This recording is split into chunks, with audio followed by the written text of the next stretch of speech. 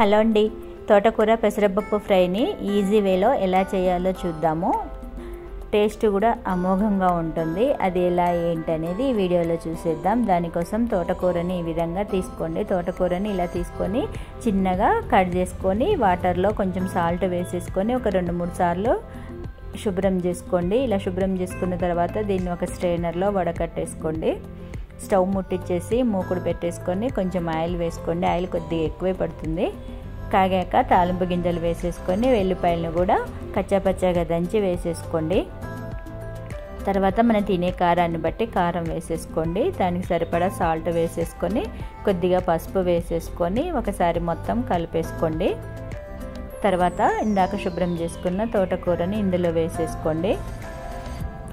వేసుకున్న తర్వాత మొత్తం ఒకసారి కలిసే విధంగా కలిపేసుకోండి.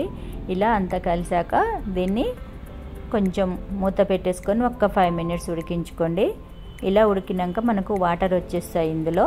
ఇప్పుడు ఒక పెద్ద గంటెడు పెసరపప్పు వేసేసుకోండి. సాయి పెసరపప్పు ఉంటుంది కదా, అది వేసేసుకొని ఒకసారి కలిపేసుకోండి. కలిపేసేసి మరొకసారి మూత పెట్టేసుకోండి. ఇవి కొంచెం మీడియం ఫ్లేమ్లో చేసేసుకోండి, మరీ సిమ్లో కాని అవసరం లేదు. ఇప్పుడు చూసారు కదా వాటర్లో ఇవి మనకు వాటర్ చూడు ఎలా వచ్చేసాయి. ఆకుకూరలో కంపల్సరీ వాటర్ ఎక్కువ ఉంటుంది కాబట్టి మనం పెసరపప్పు నానబెట్టాల్సిన అవసరం లేదు.